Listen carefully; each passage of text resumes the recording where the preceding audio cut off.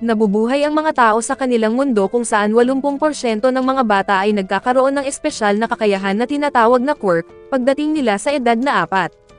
Dahil dito, lumitaw ang mga mapanganib na kriminal na ginagamit ang kanilang kapangyarihan upang magdulot ng kaguluhan at pinsala. Upang pigilan ang mga ito sa pagwasak sa lipunan, may mga profesional na bayani na nagbabantay at nagtatanggol sa mga tao. Sa ngayon, isang kilalang bayani ang dumating sa lugar kung saan nagwawala ng labis ang isang kontrabida, at agad siyang nakilala ng mga tao at malakas silang nagpalakpakan. Naroon din ang mga pangkat ng pagsagip na nagpapanatili ng ligtas na distansya sa pagitan ng mga mamamayan at ng panganib. Sa gitna ng ingay at kaguluhan, naroon ang batang si Izuko Midoriya, pilit siyang sumisingit sa unahan upang makita ng maayos ang nangyayari. Lalong lumakas ang hiyawan nang humarap si Kamui Woods sa kontrabida upang harapin ito ng diretsahan. May kakayahan siyang mapalago at mapahaba at kontrolin ang mga bahaging kahoy na lumalabas mula sa kanyang katawan. Nais niyang matapos agad ang laban, kaya inihanda niya ang kanyang pinakamalakas na atake, pagpigil bago magsimula, tanikala at bakal na kulungan. Ngunit bago pa niya ito magamit, isang malakas na sipa ang tumama muna sa kalaban. Si Mount Lady, isa pang sikat na bayani, ang nakabawas dito sa harapan mismo ni Kamui Woods at siya pa ang nakakuha ng atensyon ng lahat. Agad na kumuha ng mga larawan at video ang mga tao, dahil mahalagang impormasyon ito para sa mga tagahanga ng mga bayani. Nariyan din si Midoriya, laging nanlalaki ang kanyang mga mata sa tuwing may bagong bayani na dumarating. Maingat niyang itinatala ang lahat ng detalye tungkol sa bawat bayani na nakikita niya, ang kanilang edad, mga hilig, kagustuhan, at maging ang kanilang antas sa listahan ng mga makapangyarihan. Kapag nakakita siya ng bayani, tiyak na may maisusulat siya sa kanyang kwaderno, at nakapuno na siya ng 13 kopya nito. Labis siyang masigasig at labis na mahilig dito. Kapag pinupuri siya ng isang matandang lalaki na nasa paligid, lalo siyang nagiging masaya at nagiging ganado na ipagpatuloy ang kanyang ginagawa. Sa kasamaang palad, hindi gaanong masaya ang buhay ni Midoriya sa paaralan. Ito ang unang araw ng kanilang 3 taon sa high school, at pinag-uusapan nila ang kanilang mga hinaharap na trabaho. Alam na ng guro na halos lahat ng estudyante ay nangarap makapasok sa kurso ng pagiging bayani upang maging profesional na tagapagtanggol balang araw. Sa hindi inaasahang pagkakataon, 2 mag-aaral ang lubos na namumukod tangi sa iba. Ang una ay si Katsuki Bakugo, na mula pa sa simula ay mapagmataas at parang mas angat kaysa sa lahat. Hayagan niyang sinabi na ayaw niyang makasama ang mga kaklase na itinuturing niyang mahina. Ibinahagi niya ang kanyang layunin, makapasok sa mataas na paaralan ng UA, ang pinakamagaling na paaralan para sa mga nagnanais maging bayani. Buong tapang niyang sinabing siya lamang ang karapat-dapat at may sapat na galing sa silid-aralan upang matanggap doon. Doon nabanggit ng guro na balak din ni Midoriya na mag-apply sa UA, ngunit biglang nagbago ang damdamin at kalooban ng lahat. Lumapit si Bakugo, malakas na pinalo ang mesa ni Midoriya, at inilapit ang kanyang mukha sa kanya habang galit na galit. Tinanong niya nang may galit kung bakit inaakala ni Midoriya na karapat-dapat siyang magkaroon ng parehong pangarap. Kinutya niya ito dahil ipinapanganak ito na walang anumang kapangyarihan, isang taong walang quirk, at sinabing dapat niyang malaman ang kanyang lugar at huwag nang mangarap ng mataas. Nakalulungkot itong panoorin, dahil lalo pang lumala ang sitwasyon pagkatapos ng klase. Inagaw ni Bakugo ang minamahal na kwaderno ni Midoriya na puno ng impormasyon tungkol sa mga bayani, at agad niya itong winasak gamit ang kanyang kapangyarihang pampasabog. Nagbigay siya ng huling babala, talikuran na ang pangarap na maging bayani at ang pagpasok sa UA, o mas masama pa ang kanyang gagawin. Puno ng galit ang kalooban ni Midoriya at gusto niyang sumigaw pabalik, ngunit natatakot siya at hindi niya mahanap ang mga salitang gagamitin upang ipagtanggol ang sarili laban sa kanyang nang-aapi. Umuwi siyang puno ng pagkabigo at kalungkutan, at kawalan ng pag-asa. Sa kanyang paglalakad, nakita niya ang kanyang nasirang kwaderno na lumulutang at kinakain ng mga isda sa isang maliit na sapa, at nang makita niya ito ay nagbalik ang kanyang mga alaala mula sa kanyang pagkabata. Noon, laging nakikiusap siya sa kanyang ina na ipapanood ang parehong video ng paulit-ulit araw-araw. Ang tunay na kagalakan sa kanyang mga mata ay nagpapakita kung gaano siya kagustong maging bayani, at ang video na iyon ay lumang balita tungkol sa isang malaking sakuna na nangyari noon. Sa pelikula, nakita ang isang bayani na nagligtas ng mahigit 100 tao ng mag-isa, isang kahanga-hangang gawain. Nakita sa eksena ang isang bayani na may maliwanag at mainit na ngiti na nagbigay ng pag-asa sa lahat ng nanonood. Malinaw na narinig ang kanyang sikat na linya na ayos na ang lahat ngayon dahil dumating na siya, at ang linyang iyon ay nagpangiti at nagbigay inspirasyon sa batang si Midoriya sa loob ng maraming araw. Ngunit dumating ang araw na sinabi ng doktor ang masakit na katotohanan, na walang kapangyarihan si Midoriya. May simpleng paraan upang malaman kung mayroon kang kakayahan, ang tingnan ang kasukasuan ng hinliliit ng paa, at ang mga taong may dalawang kasukasuan ay walang anumang espesyal na kakayahan. May dalawang kasukasuan si Midoriya, na nagpatunay na ipinanganak siya na walang kapangyarihan.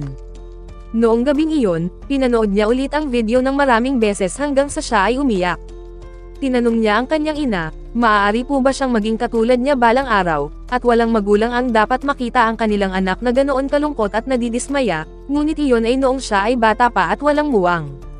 Ngayong mas matanda na, sinusubukan ni Midoriya na huwag pansinin ang pangungutya at panlalait ng iba, hinahayaan na lamang niya silang mag-isip ng kahit ano tungkol sa kanya. Biglang may isang mapanganib na kontrabida na lumapit ng palihim mula sa likuran. Ito ay isang halimaw na gawa sa putik na biglang lumusob, nais siyang kainin ng buo at gamitin ang kanyang katawan. Buong lakas siyang lumaban, ngunit walang silbi ito laban sa makapal at madulas na putik. Ngunit sa sandaling akala niyang wala ng pag-asa, biglang bumukas ang takip ng imburnal at lumabas ang isang bayani upang iligtas siya. Umilag ang bayani sa mga atake ng halimaw, nag-ipon ng lakas at bilis at nagbigay ng isang napakalakas na suntok. Ang lakas at hangin na dulot nito ay sapat upang hatiin at sirain ang halimaw na gawa sa putik. Dahan-dahan na tinapik ng bayani ang mukha ni Midoriya upang gisingin ito, at humingi ng paumanhin dahil sabi niya ay kasalanan niya kung bakit muling nakatakas at nakapinsala ang kontrabida. Agad na nakilala ito ni Midoriya, ito si All Might, ang kanyang pinakahinahangaan at ang pinakadakilang bayani sa lahat. Nagmamadali siyang hanapin ang kanyang kwaderno upang humingi ng lagda, ngunit nang buksan niya ito, nakita niyang tapos na itong pinirmahan ni All Might. Paulit-ulit siyang lumuhod bilang pasasalamat, at bago pa man niya may tanong ang pinakamahalagang bagay na nasa kanyang isipan, naghanda na si All Might na umalis. Tumalon siya ng mataas sa himpapawid na parang isang rocket, ngunit nang tumingin pababa si All Might ay nakitang nakakapit ng mahigpit si Midoriya sa kanyang binti at ayaw niyang bumitaw, patunay kung gaano siya katapat na tagahanga. Nakita ang pagmamakaawa sa mukha ng bata, kaya alam ni All Might na kailangan niyang makarating agad sa lupa. Sa sandaling iyon, humihina na ng husto ang katawan ni All Might, kaya dahan-dahan niyang ibinaba si Midoriya at sinubukang umalis ng mabilis. Tinawag siya ni Midoriya at nagtanong kung may karapatan siyang tumayo doon, o kung may sino mang sumusuporta man lang sa kanyang pangarap. Sa wakas, itinanong niya ang tanong na matagal nang nagpapabigat sa kanyang kalooban, na maaari po bang maging dakilang bayani na katulad ninyo ang isang taong walang anumang kapangyarihan. Ngunit umabot na sa limitasyon ang lakas at katawan ni All Might, hindi na niya kayang panatilihin ang kanyang malakas at maskuladong anyo kahit saglit pa. Biglang may usok at narinig ang mahinang tunog, at ang bayaning hinangaan ni Midoriya sa buong buhay niya ay nagbago sa harapan mismo niya. Ang tumayo sa kanyang harapan ngayon ay isang payat, mahina, at mukhang may sakit na lalaking nasa katanghaliang gulang, at kung sasabihin ng tapat, halos kamukha siya ng isang kalansay. Lalo pang lumala ang sitwasyon dahil ang halimaw na putik na kanyang nahuli at itinago sa loob ng kanyang kasuotan ay wala na roon, dahil nakawala ito at nahulog sa kalsada. Nagkataon na dumadaan mismo sa lugar na iyon si Bakugo at ang kanyang mga kaibigan. Masama na ang kanyang loob noon pa man, kaya sinipa niya ang isang bote na nakahandusay sa lupa, isang simpleng kilos na hindi niya inaakalang magiging sanhi ng isang malaking sakuna. Sa kabilang dako naman, nararanasan ni Midoriya ang pinakamalaking gulat sa kanyang buhay. Kahit noong nalaman niyang wala siyang anumang espesyal na kapangyarihan, hindi ito maihahambing sa nakikita niya ngayon, ang kanyang hinahangaang bayani na si All Might, na ngayon ay mukhang mahina at payat na parang lobo na nawalan ng hangin. Ang nakikita niyang panghihina at pagkasira ng anyo nito ay sapat na upang malaman niya ang tunay na kalagayan ni All Might. Ngayong alam na ni Midoriya ang lihim, ang tanging inaalala na lang ni All Might ay baka ipagkalat o ibalita ito ng bata sa internet. Ipinaliwanag ni All Might na 5 taon na ang nakalilipas, sa gitna ng isang matinding labanan laban sa isang masamang kalaban, tinamaan siya ng isang malubha at nakakapinsalang sugat. Kahit dumaan siya sa maraming operasyon, hindi na kailanman naayos ng lubusan ang pinsalang natamo niya. Dahil dito, kaya lamang niyang panatilihin ang kanyang anyo at lakas bilang bayani sa loob ng humigit kumulang 3 oras bawat araw. Gayunpaman, kahit nasa ganitong kalagayan, pinili pa rin niyang ngumiti at harapin ang kasamaan ng walang takot, habang itinatago sa publiko ang kanyang tunay na nararamdaman upang manatiling panatag at ligtas ang loob ng mga tao. Naging tapat siya kay Midoriya at sinabi ng malinaw, hindi niya maipangako na ang isang taong ipinanganak na walang kapangyarihan ay may kakayahang maging isang tunay na bayani. Pinayuhan niya ang bata na maging makatotohanan at muling pag-isipan ang kanyang pangarap. Matapos sabihin ang mabibigat na salitang iyon, dinukot ni All Might ang nakakulong na masamang nilalang na inilagay niya sa loob ng bote, ngunit nawawala ito. Sa di kalayuan, may makapal na usok na nagsisimula ng umakyat sa langit, at kapag may usok sa lungsod, ibig sabihin ay may panganib, at agad na naunawaan ni All Might kung ano ang nangyari. Nakita rin ito ni Midoriya, ngunit dahil sa labis na pagkadismaya at pagkasira ng loob mula sa mga salita ng kanyang idolo, nagpasya siyang umuwi na lamang. Samantala, nagsisimula nang dumating ang mga profesional na bayani sa pinangyarihan ng kaguluhan.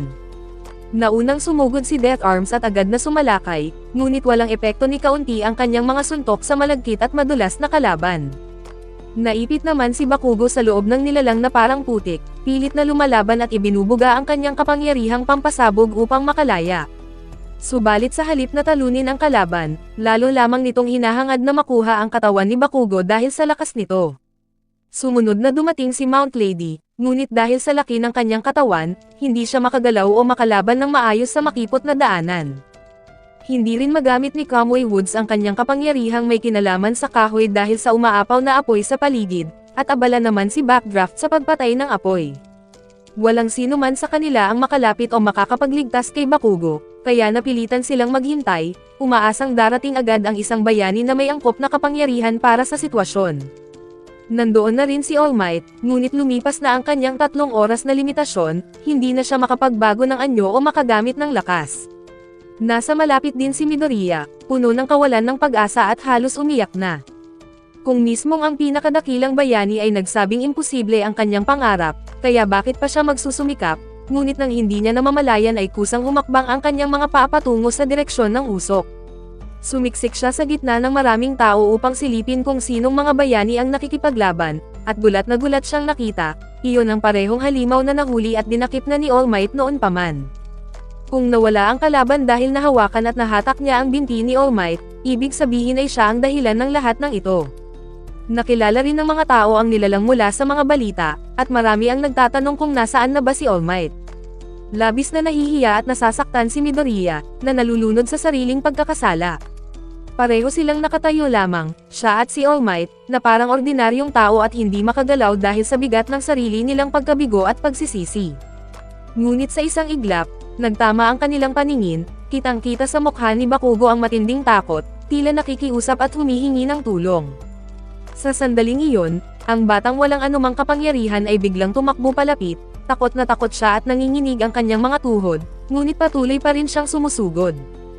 Hindi niya rin alam kung bakit niya ito ginagawa, naalala niya ang kanyang kwaderno na puno ng mga impormasyon at inihagis niya ang kanyang bag ng diretsyo sa mata ng halimaw. Habang nakapikit at nalilito pa ang kalaban dahil sa pagkabulag, buong lakas na hinawakan at sinubukan ni Midoriya na hilahin palabas si Bakugo. Nang tanungin siya ni Bakugo kung bakit niya tinataya ang sariling buhay, simpleng sumagot lamang ang bata na mukhang kailangan niya ng tulong.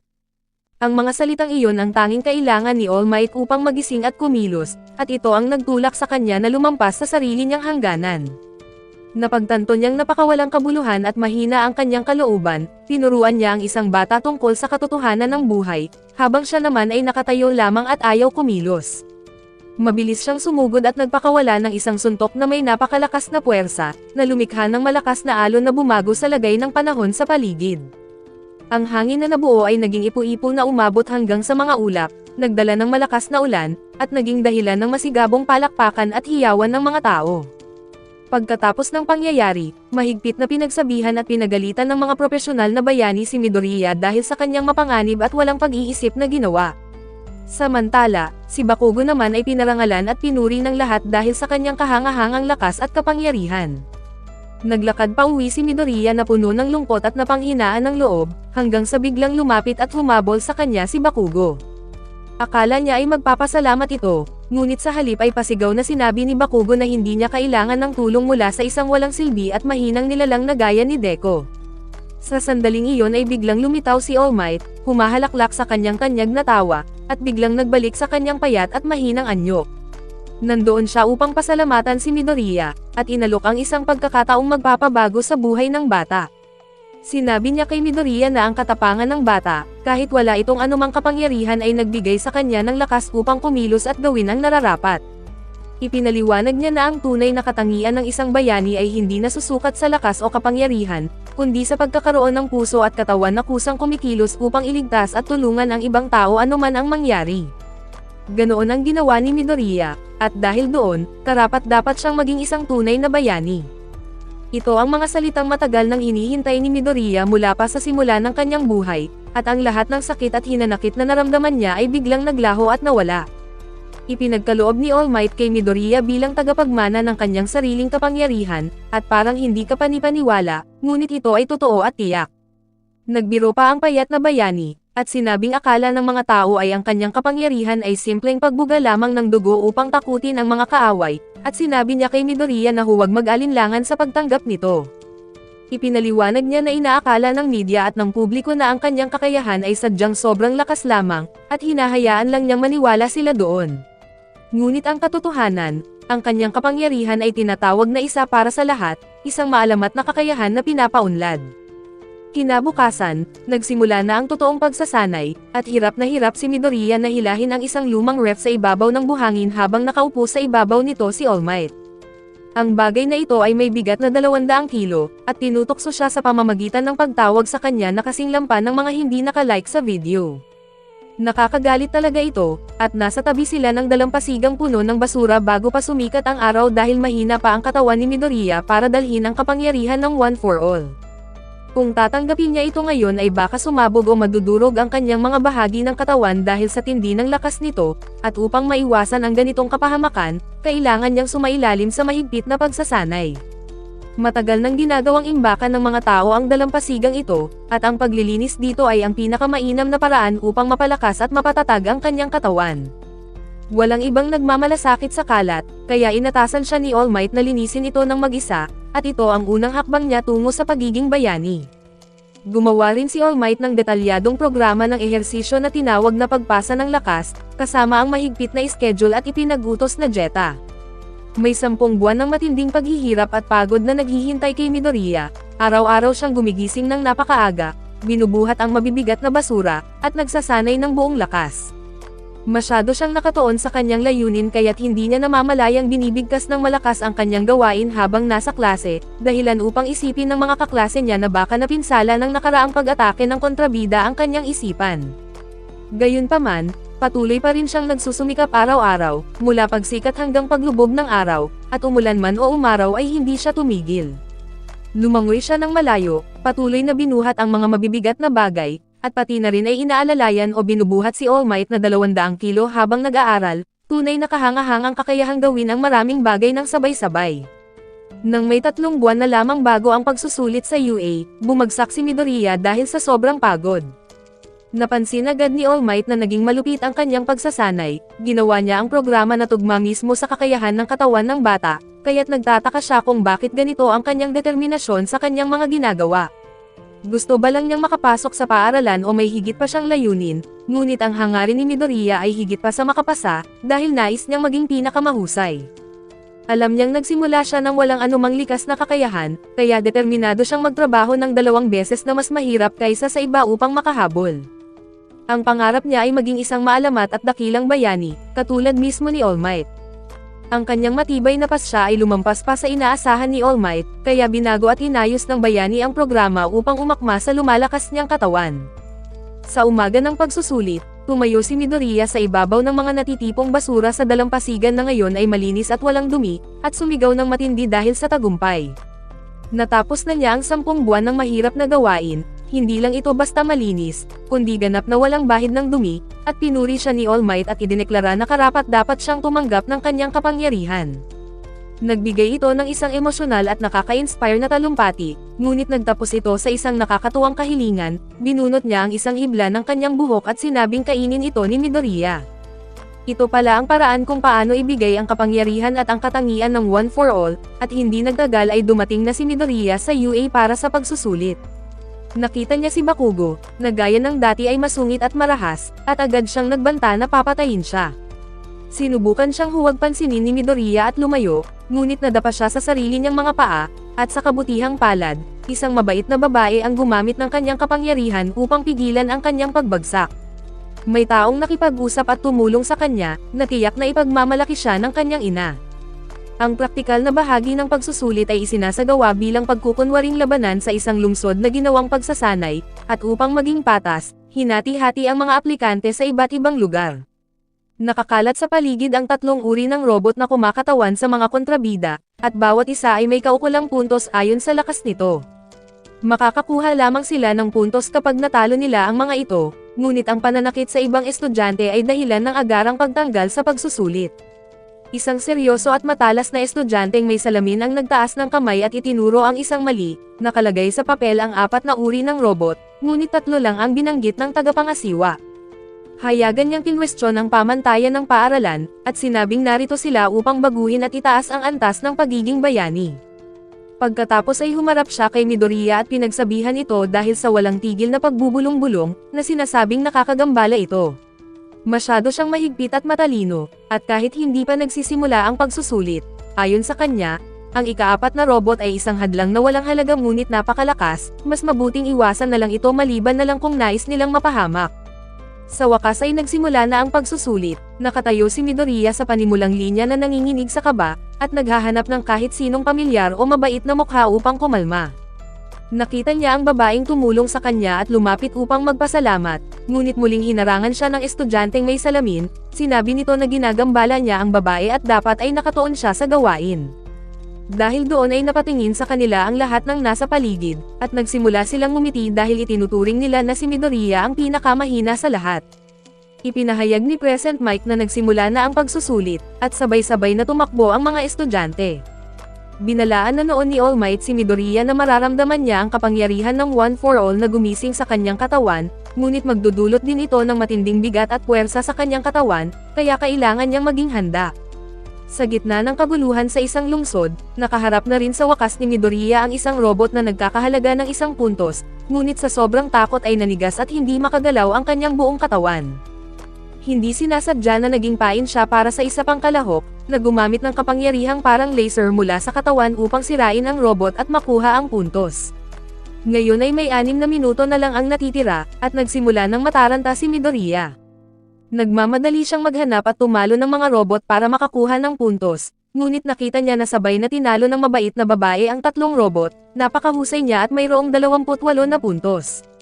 Ang estudyanteng may salamin ay nakakuha na ng 45, at ang lahat ay mabilis na nakapag-ipon ng puntos, habang si Midoriya ay wala pa rin. Sa silid ng mga taga-suri, mahigpit nilang inoobserbahan ang bawat kalahok, hindi lang sa dami ng puntos, kundi para makita kung sino ang may tunay na katangian ng isang bayani. Napakahusay ng mga aplikante ngayong taon, ngunit ang tunay na pagsubok ay malapit nang magsimula. Biglang inilabas ang ika-4 na robot, isang dambuhalang makina na walang halagang puntos. Ito ay sadyang ginawa lamang upang makagulo, at gaya ng babala, tanging hangal lang ang susubok na labanan ito. Ngayon ay kumalat ang takot, at nagsimulang tumakbo palayo ang lahat at sumama na rin si Midoriya, at sinasabi sa sarili na kailangan niya ng kahit 10 puntos sa huling 2 minuto upang hindi niya mabigo si All Might. Sa sandaling iyon, nakarinig siya ng mahinang sigaw ng tulong, lumingon siya at nakita ang mabait na babae na naipit at nakabaon sa ilalim ng mabibigat na durog na bagay. Nang hindi na nagdalawang isip, humarap siya at tumakbo ng mabilis patungo sa dambuhalang robot. Sa sandaling iyon, ang buong lakas ng One for All ay dumaloy sa kanyang katawan, nagbigay sa kanya ng pambihirang lakas at nagawa niyang tumalon ng napakataas. Naalala niya ang payo ni All Might, patigasin ang bawat kalamnan at ibuhos ang lahat ng lakas sa isang solidong suntok. Mula sa malayo ay nakatingin si All Might, punong-puno ng pagmamalaki, ngunit may 1 minuto na lamang ang natitira, at si Midoriya ay mabilis na bumabagsak pababa. Ang kanyang kanang braso at parehong binti ay tuluyang nabali dahil sa lakas ng sarili niyang kapangyarihan, at ito ang magiging resulta kapag ginamit niya ang kakayahang hindi pa kayang dalhin ng kanyang katawan. Bumubulusok siya pababa, at natitira na lamang ang isa niyang braso na maaari niyang gamitin upang mapabagal ang kanyang pagbagsak. Kailangan niyang gawin ito sa tamang panahon, kung hindi ay matatamaan siya ng matindi. Sa huling sandali, Nahuli siya ng babaeng niligtas niya bago pa siya tumama sa semento, ngunit dahil sa bigat ng ginawa ay nakaramdam ito ng matinding pagkahapo at pagkahilo. Sinubukan ni Midoriya na gumapang pasulong, buong pagsisikap na makakuha kahit 1 puntos bago matapos ang oras, ngunit natapos na ang pagsusulit bago pa man niya ito magawa. Nagtipon ang ibang mga estudyante at pinag-uusapan ang tungkol sa nakakatakot na kapangyarihang nakita nila. Ang iba ay humahanga, ang iba naman ay naguguluhan, at may ilan na nag-aakala na nagpapakita lamang siya ng galing. Tanging ang lalaking may salamin sa mata na si Ida lamang ang nakakaalam ng katotohanan, na hindi kumilos si Midoriya upang makakuha ng puntos. Ginawa niya iyon upang iligtas lamang ang dalaga na si Hiraka, at ang kaligtasan nito ang pinakamahalaga para sa kanya, at hindi nagtagal ay dumating si Recovery Girl, isang iginagalang na tao sa UA. Hinalikan niya ng bahagya si Midoriya upang buhayin ang kanyang kapangyarihang nakagagamot, na nagpapabilis ng likas na paggaling ng katawan, at ito ang dahilan kung bakit nakakaligtas ang mga mag-aaral sa mga mapanganib na pagsusulit. Makalipas ang 1 linggo, malungkot at walang gana si Midoriya dahil naniniwala siyang nabigo siya. Maayos naman ang nakuha niyang marka sa nakasulat na bahagi, ngunit dahil wala siyang nakuha na puntos sa praktikal, inaakala niyang tinanggihan na siya. Pakiramdam niya ay walang pag-asa, at lalo pa siyang nawawalan ng loob dahil wala siyang natatanggap na anumang balita mula kay All Might, ngunit biglang pumasok ang kanyang ina, bitbit ang isang opisyal na sulat mula sa UA. Dahil sa matinding kaba, nagkulong muna si Midoriya sa kanyang silid bago niya binuksan ang mensahe. Biglang lumitaw ang isang imahe ni All Might, na labis na nagpapagulat sa kanya, at ipinaliwanag ni All Might na siya ay opisyal ng guro sa UA. Nagsimula siyang makipagkwentuhan sa kanyang tinuturuan, ngunit pinaalalahanan siya ng isang tao sa gilid na huwag nang pahabain ang kanyang sasabihin. Sinabi na niya agad ang resulta, kung pagbabasihan lamang ang puntos mula sa pakikipaglaban ay talagang nabigo si Midoriya, ngunit may isang mahalagang bagay na hindi napansin ng lahat. Ipinakita ni All Might ang isang recording kung saan nakausap ng mga guro si Hiraka. Lumapit mismo ang dalaga sa mga guro at kinakabahan na nakiusap na ibigay kay Midoriya ang ilan sa kanyang mga puntos, dahil isinakripisyo nito ang kanyang pagkakataong makakuha ng score para lamang iligtas ang kanyang buhay. Hindi naman kinailangang bawasan ang puntos ni Hiraka, dahil mayroon palang nakatagong paraan ng pagmamarka ang paaralan, ang puntos para sa pagliligtas. Paano tatanggihan ng kurso ng bayani ang isang taong isinakripisyo ang lahat upang gawin ang tama at magligtas ng buhay? Nakakuha si Midoriya ng 60 puntos para sa pagliligtas, at nakakuha naman si Hiraka ng 45 at pareho silang tinanggap.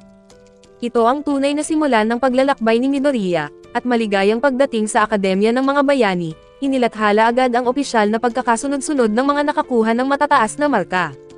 Si Bakugo ang nauna na walang nakuhang puntos sa pagliligtas, habang si Midoriya naman ay nasa ika-7 na walang nakuhang puntos sa pakikipaglaban, isang malaking pagkakaiba sa pagitan nilang dalawa. Noong gabing iyon, tumakbo si Midoriya sa dalampasigan upang makita si All Might, at sa sobrang tuwa ay halos sumigaw siya ng malakas sa pangalan ni All Might, na halos magbunyag ng kanilang lihim na ugnayan.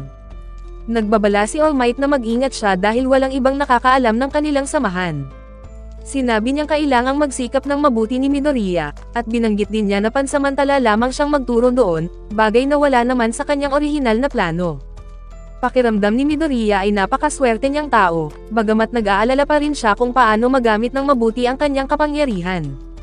Nakakalungkot para sa kanya na tuwing ginagamit niya ang One for All ay laging nababali ang kanyang mga buto, at hindi naman nagulat si All Might, dahil hindi nakukuha ang ganitong lakas sa isang iglap. Hindi ito katulad ng mga kwentong pantasya na binabasa mo, dahil ang tunay na paglago ay nangangailangan ng panahon at pagsisikap. Ang bagong tungkulin ni Midoriya ay sanayin ang bawat bahagi ng kanyang katawan at isipan, hanggang sa magamit niya ang kapangyarihan ng kasing daling at kasing likas ni All Might. Bilang pagpapakita ay nagbagong anyo si All Might, ngunit kinakailangan na niyang umalis bago pa man maubusan ng oras ang kanyang kapangyarihan. Kinabukasan, nagtungo na si Midoriya para sa kanyang unang araw sa paaralan, at sinabi ng kanyang ina na mukhang magalang at maayos siyang tignan, at labis itong nakagagalak sa kanyang puso. Ang pagmamahal at suporta ng kanyang ina ang nagbibigay sa kanya ng lakas ng loob upang magtagumpay at ipagmalaki siya nito. Nang nakatayo na sa harap ng pintuan ng silid-aralan, napagtanto niyang nasa ibang antas talaga ang UA kumpara sa dati niyang paaralan. Kinakabahan siyang isipin kung sino ang kanyang magiging mga kaklase, at tama nga ang hinala niya, naroon din sina Bakugo at Ida. Ganoon pa rin ang ugali ni Bakugo, sumisigaw at namumutya sa sandaling makita niya si Midoriya. Bumati ng maayos si Ede sa pagkakataong ito, at inamin niyang mali ang kanyang paghusga sa ugali at intensyon noong panahon ng pagsusulit. Pagkatapos ay dumating si Hiraka, at biglang namula ng husto ang mukha ni Midoriya, ngunit galit na galit naman si Bakugo. Ipinagmalaki ng kanilang dating punong guro na pareho silang nakapasok sa UA, ngunit nais ni Bakugo na siya lamang ang maging natatanging estudyante mula sa kanilang paaralan, at ang pagkakaroon doon ni Midoriya ay tila isang kahihiyan para sa kanya. Sinubukan niyang pilitin si Midoriya na umalis at huwag nang tumuloy, ngunit nanindigan si Midoriya, isang bagay na labis na nagpapagulat kay Bakugo. Sa pasilyo, biglang lumitaw ang isang lalaking nakabalot sa tulugan, at halos sumabog sa takot ang buong klase. Mukha siyang pagod na pagod at may malalalim na guhit sa ilalim ng kanyang mga mata, malayo sa inaasahan ng sinuman na magiging itsura ng isang propesyonal na bayani. Ngunit ito nga ang kanilang guro sa silid-aralan na si Aizawa, at inutusan niya ang lahat na magsuot ng damit pang-ehersisyo at magtungo sa labas. Nagtanong si Hiraka kung gaganapin ba ang seremonya ng pagbubukas, ngunit hindi mahalaga kay Aizawa ang mga ganitong kaugalian, dahil hindi sumusunod ang paaralan sa karaniwang mga patakaran at nagsisimula sila sa pagsasanay. Ipinahayag ni Aizawa ang kanilang unang gawain, ang pagsusuri sa kapangyarihan. Sa dating paaralan, ang mga pisikal na pagsusulit ay ginagawa ng hindi gumagamit ng kapangyarihan, ngunit sa kanilang universo, inaasahang gagamitin ng mga mag-aaral ang kanilang kakayahan ng buong husay. Tinawag niya si Bakugo upang ihagis ang isang bola. Sa dating paaralan, ang naitalang record ni Bakugo ay 67 metro, ngunit sa tulong ng kanyang kapangyarihang pampasabog, higit sa 700 metro ang inabot ng kanyang hagis. Ipinaliwanag ni Aizawa na haharapin nila ang 3 taon ng malaimpyernong pagsasanay para maging propesyonal na bayani. Seryoso siya sa banta dahil ang mapupunta sa pinakahuling pwesto pagkatapos ng 8 pagsusulit ay agad na mapapatalsik. Nagrereklamo si Hiraka na hindi ito tama sa unang araw, ngunit sinabi ni Aizawa na malupit ang mundo at ang mga kalaban ay hindi maghihintay hanggang sa maging handa sila. Inumpisahan agad ang unang pagsubok, ang 50 metrong takbuhan, ngunit espesyalidad ito ni Aida at natapos niya sa loob ng 3 segundo gamit ang mga makina sa binti. Ginamit naman ni Hiraka ang kapangyarihang magtanggal ng gravity para magaan ang kanyang damit at sapatos, ngunit kailangan niyang mag-ingat dahil nasusuka siya kapag nasusobrahan. Sumunod si Aoyama na may laser sa puson, kaya niyang mapatalsik ang sarili gamit ito, ngunit kapag lumampas ng 1 segundo ay nakakaranas siya ng matinding sakit ng tiyan. Napagtagumpayan ni Bakugo ang takbuhan ngunit nahihirapan si Midoriya dahil ang kanyang lakas ay walang kalagitnaan. Naalala niya ang paghahalintulad ni All Might sa isang itlog sa microwave, kung saan kailangan niyang matutunan kung paano hindi sumabog ang itlog habang ginagamitan ng init. Sa lakas ng kapit ay umabot sa 56 na kilo ang nakuha ni Midoriya, ngunit biglang nakakuha ng 540 kilo ang isang kaklaseng may maraming braso. Sumunod ang malayong pagtalon, at nananatiling nasa pinakailalim ng ranggo si Midoriya kaya hindi maganda ang takbo para sa kanya. Napag-iwanan siya sa lahat, habang si Hiraka naman ay nakakuha ng walang hanggang marka sa paghahagis ng bola. Alam ni Midoriya na kailangan na niyang kumilos kaya naghanda siyang gamitin ang buong lakas, ngunit bago pa mabitawan ang bola ay binura ni Aizawa ang kanyang kapangyarihan. Agad nakilala ni Midoriya na si Aizawa ang tanyag na bayaning si Eraserhead, habang lihim namang nanunood si All Might mula sa mga anino. Pinagalitan ni Aizawa si Midoriya at sinabing ang bayaning nagiging pabigat pagkatapos ng isang atake ay walang pakinabang, at binalaan niya itong sumuko na lang kung hindi kayang kontrolin ang sariling lakas. Naisip ni Midoriya na kailangan niyang patunayan na mali ang guro, kaya sumubok siyang muli. Sa halip na gamitin ang buong braso, ibinuhos niya ang lakas sa dulo ng kanyang daliri sa sandali ng pagbinit ng bola. Mabilis na lumipad ang bola sa layong 705 metro, na halos pumantay sa marka ni Bakugo. Lubos na nagtaka si Bakugo kung saan nanggaling ang lakas na iyon gayong alam niyang walang kapangyarihan si Deku sa buong buhay nito. Sa labis na galit ay sinugod niya si Midoriya upang pasabugin ang ulo nito, ngunit mabilis na namagitan si Aizawa gamit ang kanyang tela upang pigilan si Bakugo. Paalala ng guro, ang pagbura niya ng kapangyarihan ay tumatagal lamang habang nakadilat ang kanyang mga mata nang hindi kumukurap. Gumuho ang mundo ni Bakugo dahil ang taong itinuturing niyang walang kwenta ay biglang naging kaagaw, at ipinagpatuloy naman ni Midoriya ang pagsusulit sa kabila ng nangingitim at kumikirot niyang daliri.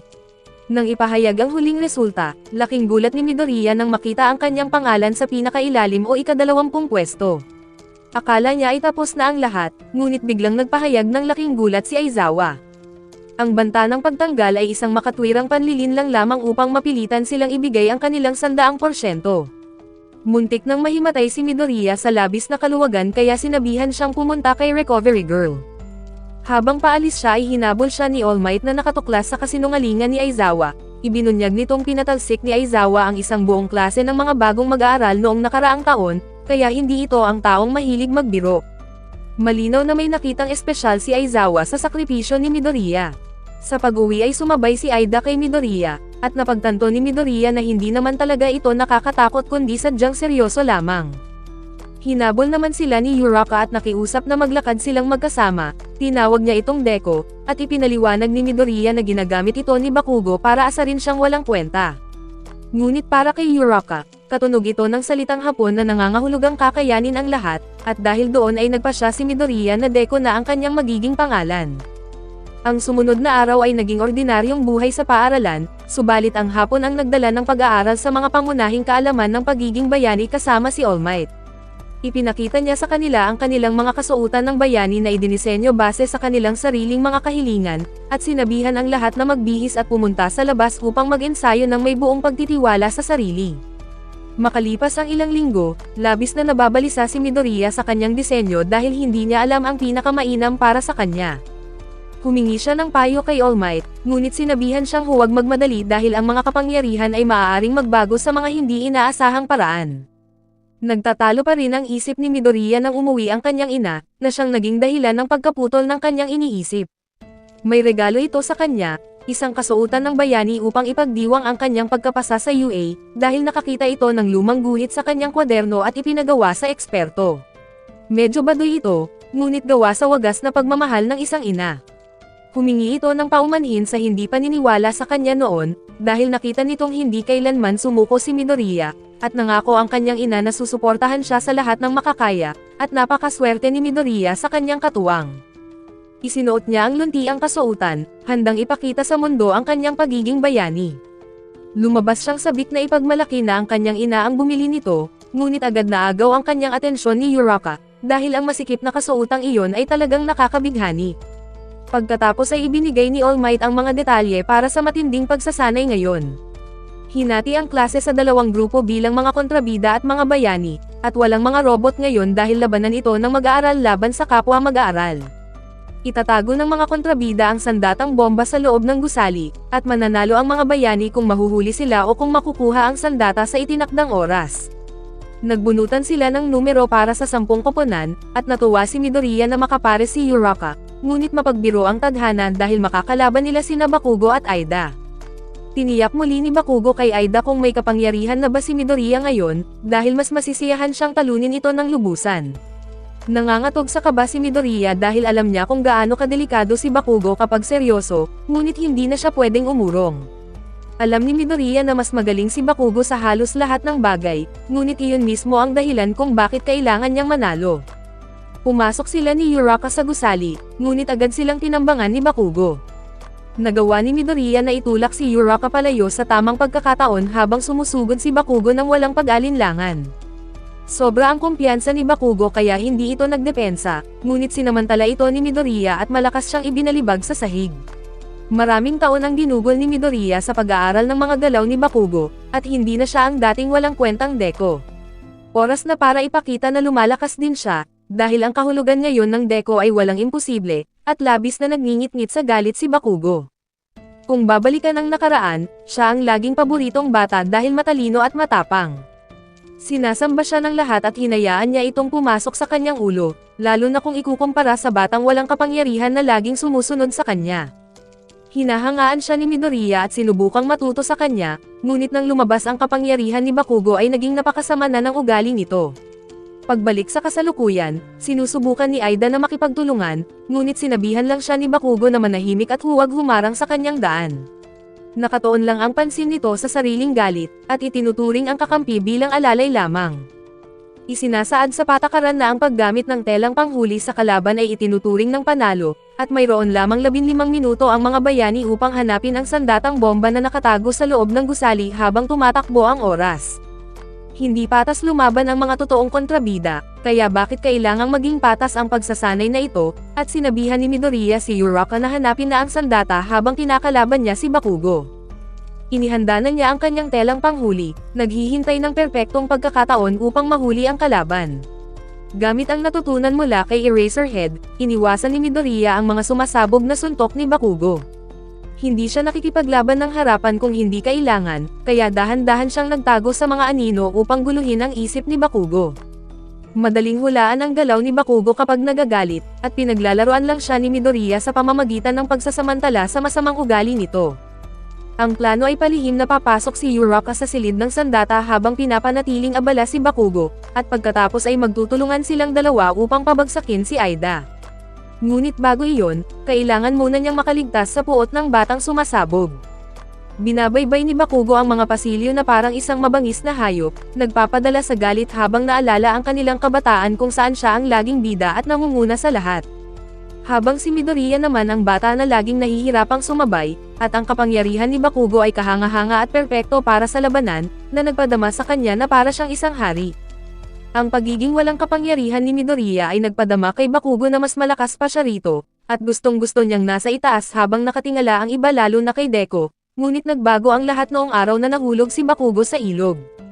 Nanatili sa likod ang ibang mga bata dahil alam nilang malakas siya at kaya niyang tumayo mag-isa, ngunit tumakbo si Midoriya sa tubig at inalayan siya ng tulong. Para kay Bakugo, ang hitsurang iyon ng pag-aalala ay ang pinakamatinding pambabastos dahil inakala niyang tinitingnan siya ni Midoriya ng mababa, na isang napakagulong paraan ng pagtanggap sa isang mabuting gawa. Samantala, natagpuan ni Uraka ang silid kung saan binabantayan ni Aida ang sandata. Seryosong-seryoso ito sa kanyang papel bilang kontrabida, habang bumubulong na kailangan niyang maging tunay na masama para sa isang magandang hamon. Hindi sinasadyang napatawa si Uraka sa nakakatawang pag-arte ni Aida na naging dahilan upang malaman ang kanyang kinaroroonan. Inihayag ni Aida na nilinis na niya ang silid sa lahat ng mga bagay upang hindi magamit ni Uraka ang kapangyarihan nito. Matalino ang kanyang naging hakbang, kaya tinawagan ni Uraka si Midoriya upang ibigay ang pinakahuling balita, at sinabing nasa ikalimang palapag siya na nasa itaas mismo ni Midoriya. Nauubusan na sila ng oras kaya kailangan na nitong tapusin mabilis ang laban kay Bakugo, ngunit nasa likod na pala niya si Bakugo, naghahanda ng isang napakalakas na pagsabog mula sa kanyang mga bomba sa braso. Isang galaw ito na napakadelikado kaya maging si All Might ay napasigaw para patigilin siya. Nagpaputok si Bakugo, ngunit iniwasan niya ng kaunti sa gitna para hindi mapatay si Midoriya, kahit na napakalakas ng shockwave. Kaya niya itong gawin basta't may naiipong pawis sa kanyang mga gloves, ngunit pinagalitan siya ni Aida sa radyo, nagtataka kung ano ang nakain niya at pinasabog ang gusali. Sinusubukan naman ni Uraka na lumutang patungo sa bomba, ngunit ginamit ni Aida ang bilis para ilayo ito. Sa ibaba, sinusubukan ni Midoriya na makipag-usap kay Uraka sa radyo, na lalo namang ikinagalit ni Bakugo dahil pakiramdam niya ay walang kwenta lang siya. Nagbabala muli si All Might kay Bakugo na kapag nagpakawala pa ng isa pang ganoong pagsabog ay matatalo ang kanilang koponan, kaya binago ni Bakugo ang estratehiya, gamit ang mga pagsabog para makapailalim sa paligid ni Midoriya at umatake mula sa likod. Nakakatakot ang galing niya sa labanan, maging ang ibang estudyanteng nanonood sa mga monitor, tulad ni Todoroki, ay namangha sa likas na lakas ng pakiramdam at kontrol ni Bakugo. Kahit kumikilos siya na parang baliw, ang mga galaw ni Bakugo sa ere ay isang bagay na maging ang mga profesional ay mahihirapang gawin. Wala siyang awa at pinaparusahan si Midoriya para sa naunang pag-atake na iyon. Nasa bingit na si All Might na itigil ang laban para sa kaligtasan, ngunit nagpasya siyang hayaan muna itong magpatuloy alang-alang sa pag-unlad ni Midoriya. Umatras si Midoriya sa isang sulok at sumigaw kay Bakugo na simulan na nila, dahil handa na niyang ilabas sa wakas ang One for All. Sinubukan ni All Might na mamagitan, ngunit narinig niya ang sinabi ni Midoriya kay Uraka, at napagtanto na hindi lang ito isang desperadong pag-atake kundi isang pinag-isipang diskarte. Ang suntok ay hindi nakatutok kay Bakugo kundi sa kisame, at ang dambuhalang hanging paitaas ay nagbigay kay Uraka ng pagkakataong kailangan niya upang lumutang na lampas kay Aida at makuha ang sandata. Dahil doon ay nanalo ang mga bayani, kaya sumigaw si Midoriya matapos ibuhos ang lahat para mapanalunan ang laban sa sarili niyang paraan. Sa ilalim ng mapang wasak na epekto ng napakalakas na kapangyarihang ito lamang ang tanging desperadong diskarte na naisip niya sa gitna ng matinding sandali.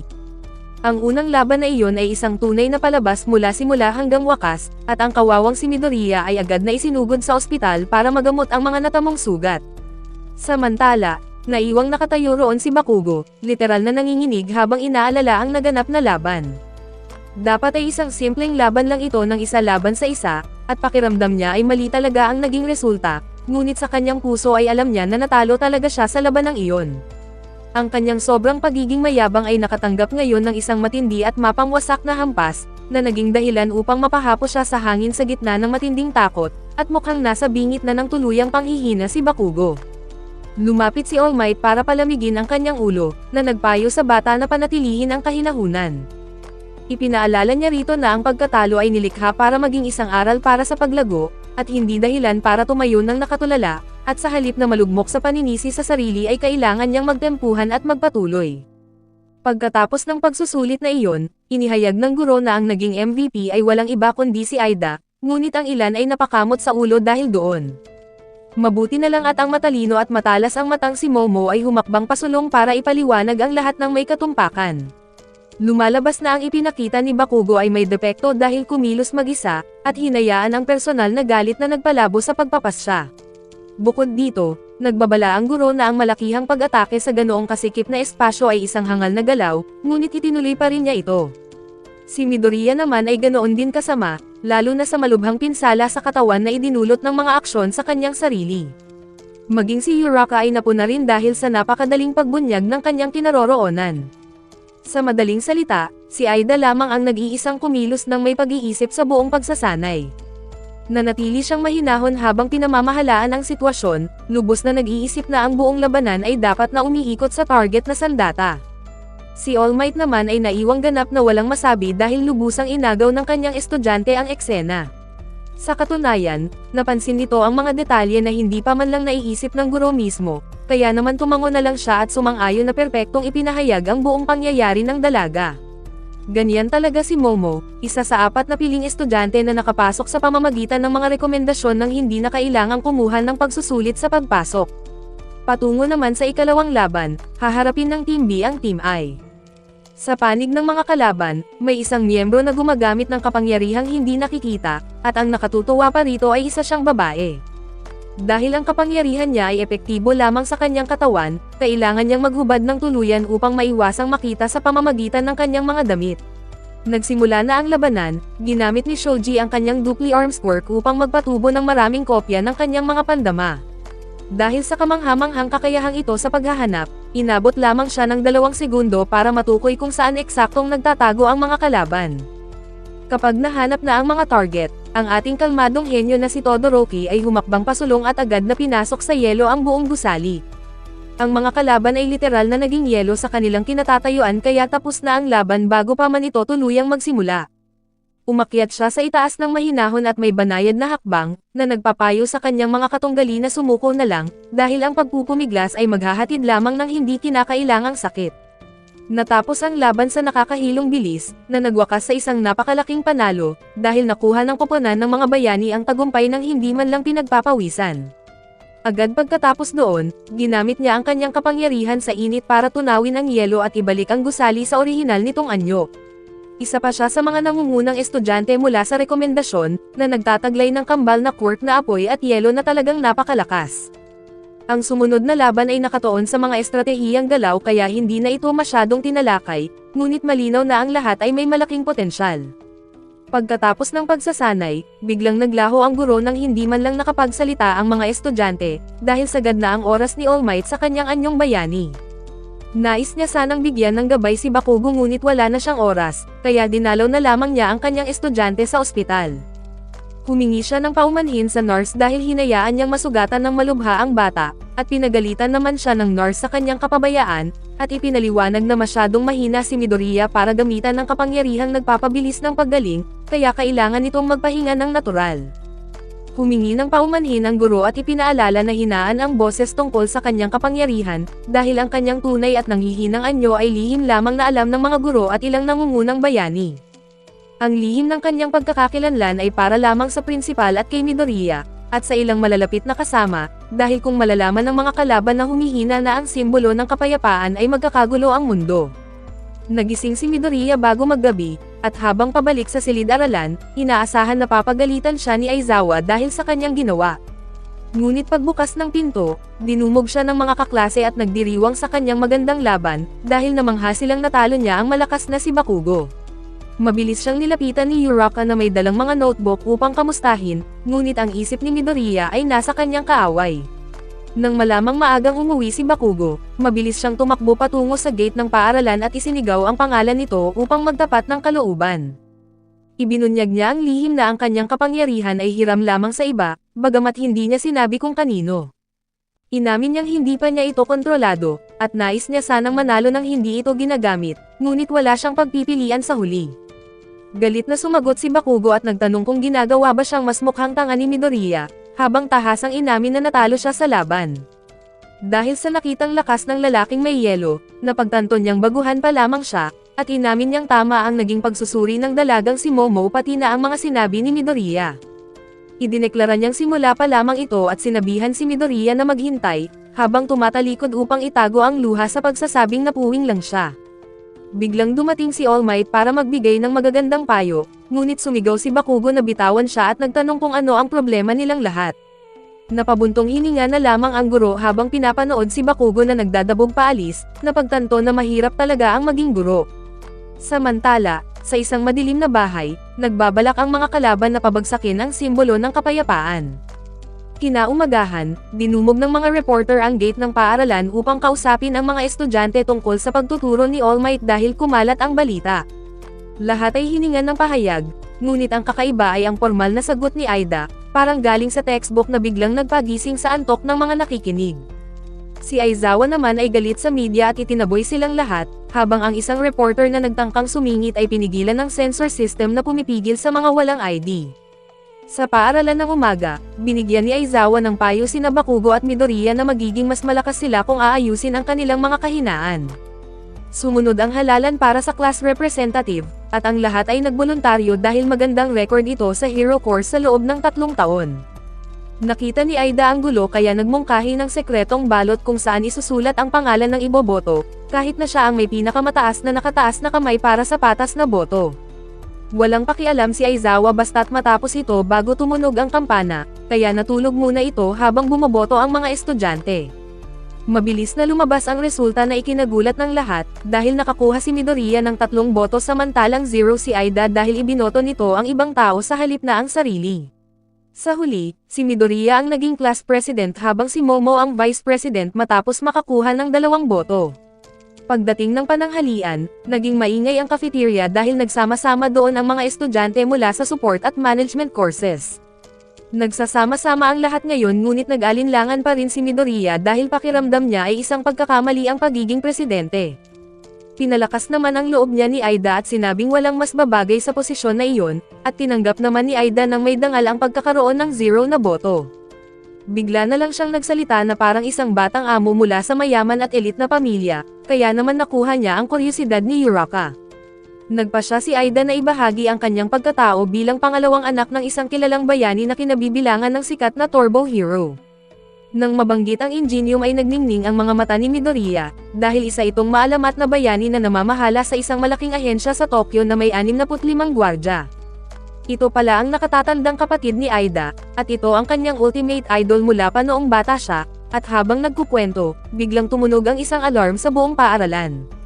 Isa itong intruder alert na nagdulot ng matinding panik sa mga estudyante patungo sa exit.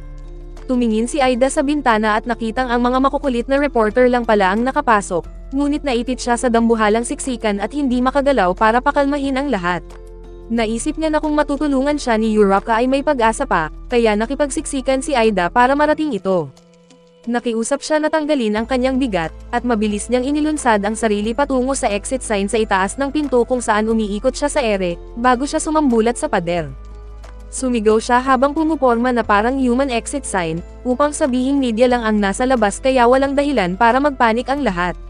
Dumating ang pulis para linisin ang gulo, at pagkatapos ay humarap si Midoriya sa klase upang ipahayag na ibinibigay niya ang pagiging presidente kay Aida, dahil sa ipinakita nitong katapangan at pagiging mahinahon sa gitna ng panik.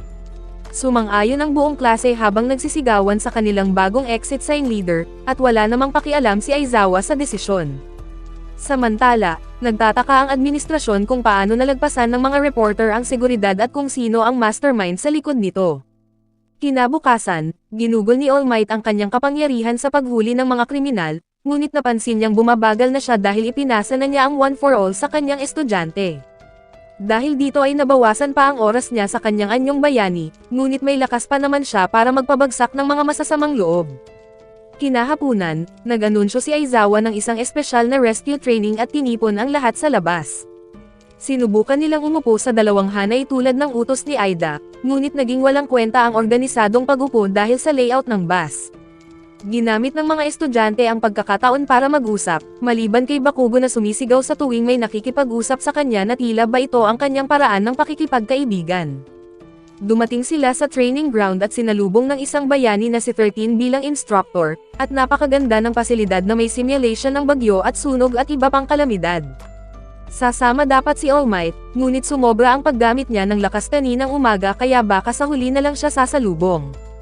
Ipinaliwanag ni 13 ang kanilang black hole quirk na maaaring makamatay, ngunit ginagamit sa pagliligtas dahil ang malaking kapangyarihan ay may malaking responsibilidad, at ang layunin ng araw na ito ay gamitin ang kanilang regalo para sa iba. Nagpalakpakan ang lahat, nang biglang may lumitaw na isang madilim na portal na isang villain attack. Si Todoroki ang unang nanatiling mahinahon, at napagtanto na may kasama ang mga kalaban na may quirk na humaharang sa komunikasyon, dahil nakapasok sila sa isang mahigpit na pasilidad na malayo sa pangunahing paaralan. Nag-utos si Aizawa sa mga estudyante na umatras at magbigay ng babala sa paaralan habang siya ay mag-isang sumugod sa gitna ng labanan. Agad niyang binura ang quirk ng unang tatlong kalaban, at pinagumpog ang mga ulo nito, at sinuntok sa mukha ang isang rock-skinned villain bago pinatumba ang isang buong grupo. Dahil sa kanyang salamin na nagtatago ng kanyang tingin, hindi alam ng kaaway kung kaninong quirk ang susunod na mabubura.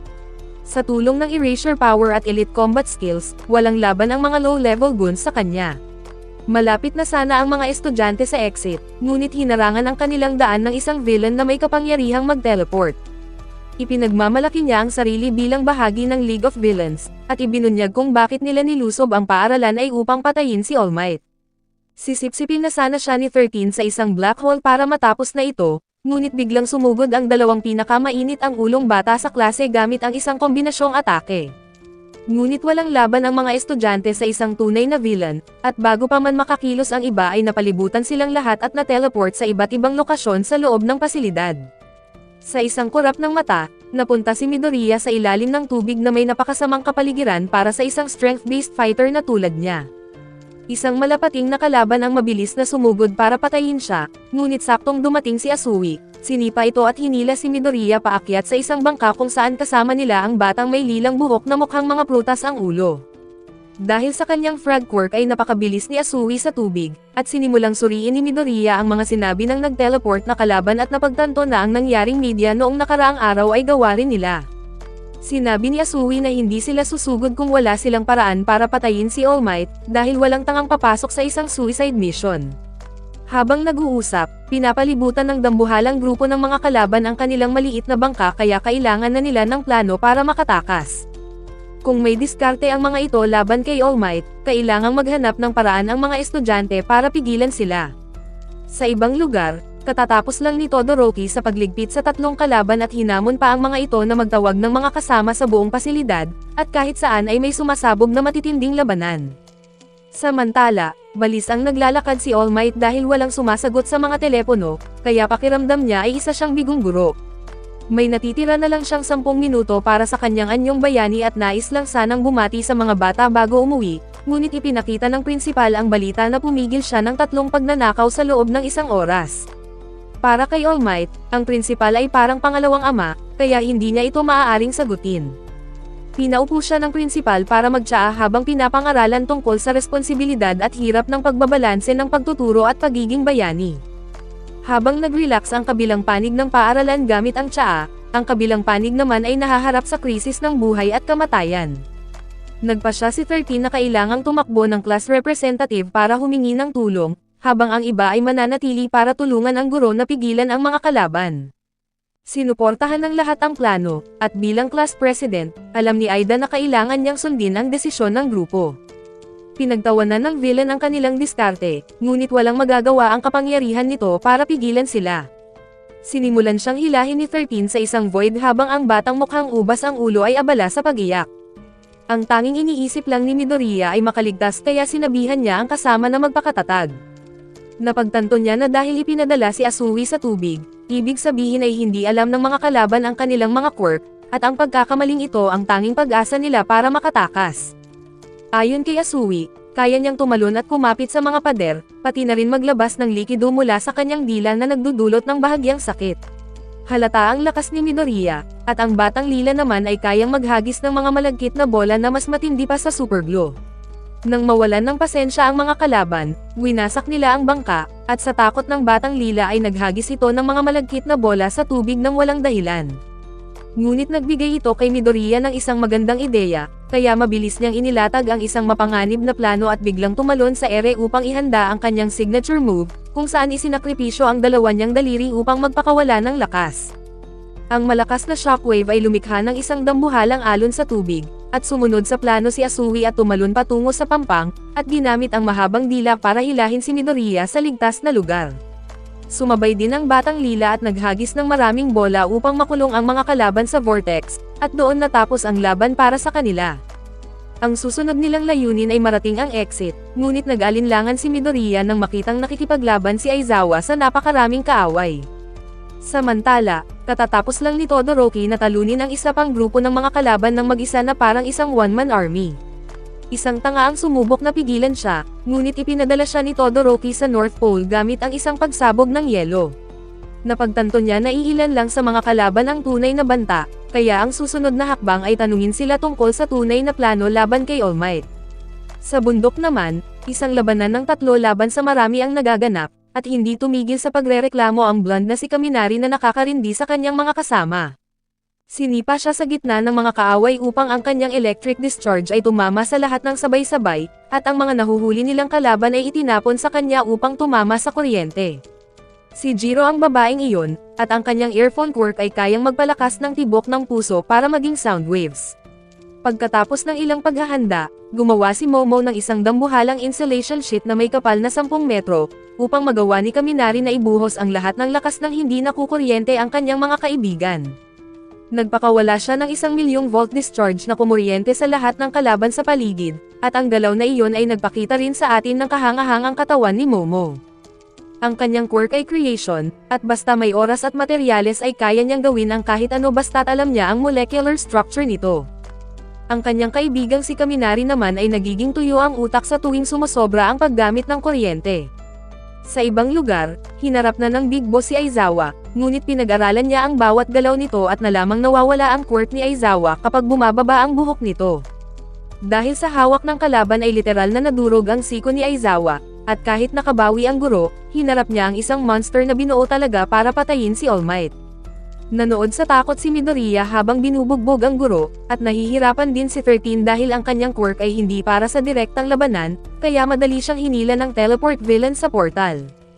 Nakita ni Aida ang pagkakataon para tumakbo, ngunit hinabol siya ng kalaban, at saktong humarang ang mga kaklase para bigyan siya ng daan patungo sa exit. Dahil dito, binitawan ng kalaban ang lahat para lang habulin siya, habang si Aizawa ay sugatan na nakahandusay at hindi na makagalaw. Sa kabilang dako, natapos na ni Bakugo at Kirishima ang mga mahihinang kalaban, ngunit gustong sugurin ni Bakugo ang portal guy, ngunit pinigilan siya ni Kirishima dahil sa pagiging hangal nito. Habang nag-aaway, may invisible na kaaway ang sumubok na mag-ambush, ngunit mabilis itong pinatumba ni Bakugo, at namangha si Kirishima dahil akala niya ay loudmouth lang ito na walang bitaw, kaya nagpasya siyang sumama na rito. Sa iba pang lugar, madaling tinapos ng mga estudyante ang mga ordinaryong kalaban. Sa pasukan, huli na sana si Aida, ngunit hinawakan ni Uraka ang armor ng kalaban upang gawin itong weightless bago niya ito itinapon sa itaas. Matagumpay na nakalabas si Aida kaya naman sandali na lang ay darating na ang tulong. Samantala, sinubukan ni Aizawa na burahin ang kapangyarihan ng halimaw, ngunit hilaw na lakas lang pala ang gamit nito na katulad kay All Might. Bumalik ang portal guy upang sabihin kay Shigaraki na may isang estudyanteng nakatakas, at nang marinig ito, sa pilitang kinamot ni Shigaraki ang kanyang leeg at nagalit sa kanyang kasama, sinasabing kung hindi lang niya kailangan ng teleportation ay pinatay na niya ito. Nagpasya si Shigaraki na itigil ang misyon at umuwi, na ikinatutuwa ng batang may ubas ang ulo at nagbato pa ito ng mga sticky balls, ngunit biglang sumugod ang boss kay Asui upang patayin ito bago sila umalis. Muntik na niya itong mahawakan, ngunit napigilan dahil nagawa pang burahin ni Aizawa ang kanyang quirk sa huling pagkakataon. Sumugod si Midoriya at nagpakawala ng malakas na suntok gamit ang lahat ng lakas, at natuwa siya dahil hindi nabali ang kanyang kamay, subalit ang halimaw ang sumalo ng suntok para kay Shigaraki. Mukhang delikado ang sitwasyon para sa mga bata, ngunit saktong dumating ang ating bayani na si All Might na mukhang galit na ngayon. Sa isang kurap ng mata ay niligtas niya si Aizawa, at sa isa pang mabilis na galaw ay kinuha niya ang 3 estudyante patungo sa ligtas na lugar habang natanggal ang putol na kamay sa mukha ni Shigaraki. Nataranta si Shigaraki at humingi ng paumanhin habang ibinabalik ang kamay upang kumalma, ngunit napansin niya ang kanyang hinala na mas mahina na si All Might ngayon. Sinubukan ni Midoriya na pigilan ang kanyang guro na huwag labanan ang halimaw, ngunit ngumiti lang si All Might na nagpaiwan sa bata na tumahimik. Nagpakawala ng mabibigat na suntok si All Might, ngunit inabsorb lang ito ng nilalang, at ipinaliwanag ni Shigaraki na may shock absorption ang halimaw kaya hindi ito tatablan ng simpleng suntok maliban na lang kung kaya niyang mapunit ito ng paisa-isa. Nagpakawala ng malakas na suplex si All Might na nagbaon sa ulo ng monster sa semento, at lumikha ito ng dambuhalang usok at alikabok na nagpabaling sa lahat na tapos na ang laban. Ngunit alam ni Midoriya ang katotohanan dahil naaalala niya ang limitasyon sa oras ng bayani, at siya lang ang nakakaalam sa malubhang sugat ni All Might at sa delikadong sitwasyon nito. Tumingin siya sa kanyang guro at nakitang binaliktad ng kalaban ang sitwasyon gamit ang pincer move ng Portal Villain, at bumaon ang mga kuko ng halimaw sa lumang sugat ni All Might. Plano ng kalaban na ihiwalay ang kalahating katawan nito upang hatiin siya sa dalawa, na siyang plano nila sa simula pa lang. Nakiusap si Midoriya kay Asui na alagaan muna si Aizawa, dahil hindi niya kayang panoorin na pinapatay ang bayani, kaya sumugod siya ng walang pag-alinlangan kahit mukhang mapapatay din siya ng kalaban. Sa kabutihang palad ay saktong dumating si Bakugo upang tumulong, at dumating din si Todoroki na agad na nagpabilis sa pag-freeze ng kalahating katawan ng halimaw, na nagbigay ng pagkakataon kay All Might upang makawala. Sumabay din si Kirishima sa pag-atake, at ngayon ay may sapat na silang kasama upang lumaban ng sabay-sabay. Naunawaan na ni Bakugo ang kalaban sa pag-teleport at nalamang gumagamit lang ito ng mga usok para itago ang kanyang tunay na anyo, kaya binalaan niya itong pasabugin kapag kumilos. Sa utos ni Shigaraki, binuwal ng halimaw ang sarili mula sa yelo kahit maputulan ng paa dahil mayroon itong super regeneration.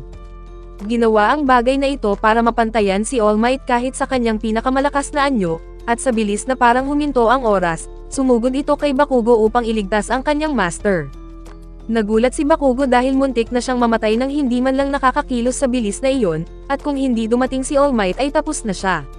Nagreklamo si Shigaraki na pinapalabas silang kriminal gayong kapwa naman sila gumagamit ng dahas, at sinabing ang pagpatay sa simbolo ng kapayapaan ang tanging paraan para ipakita ang katotohanan. Alam ni All Might na baluktot ang ideyang ito kaya pinaatras niya sina Todoroki at ang iba pang estudyante para panoorin ang isang bayani. Inasam-asam ni Midoriya ang kaligtasan, ngunit ang totoo ay may 1 minuto na lang ng lakas si All Might, kaya kailangan niyang tapusin agad ang laban. Dahil hindi ito kaya ng kanyang dating lakas ay lalampasan niya ang kanyang limitasyon ngayon. Nagpakawala siya ng dambuhalang sunod-sunod na suntok na lumikha ng mga shockwave, na mas mabilis kaysa sa regeneration ng monster hanggang sa gawin na lang itong punching bag. Ang bawat bigat ng kanyang suntok ay higit sa 100% ng kanyang lakas na nagpatunay sa kanyang galing, at ito ang pinakamagandang sandali sa unang season. Sa isang huling malakas na suntok ay pinalipad niya ang monster pataas sa bubong, at iyon ang tunay na lakas ng world number 1 hero, ngunit kailangan niyang manatili sa muscle form upang takutin si Shigaraki. Samantala, binihag ng isang kalaban si Kaminari habang wala pa ito sa kanyang sarili.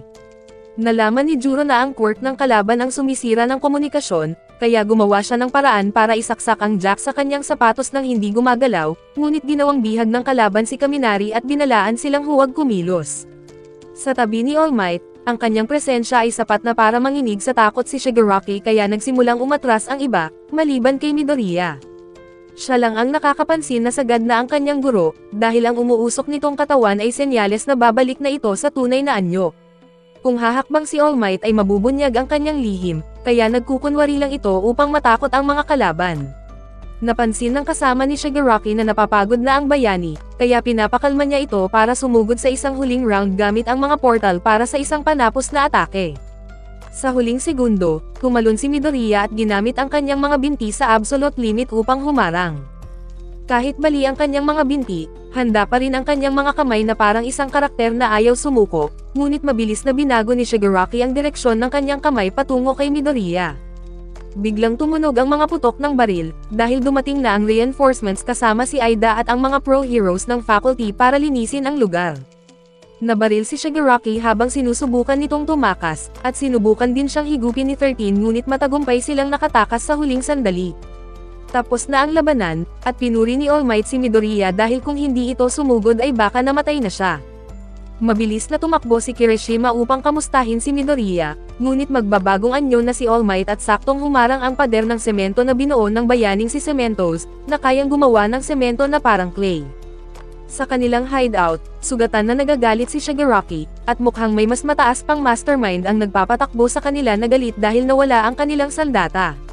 Kahit paano ay nakakuha sila ng impormasyon tungkol sa mga bayani, lalo na sa berdeng buhok na bata na gustong-gustong patayin ni Shigaraki. Sa kabutihang palad, ligtas ang lahat ng estudyante, bagamat 3 guro at si Midoriya ang malubhang nasugatan.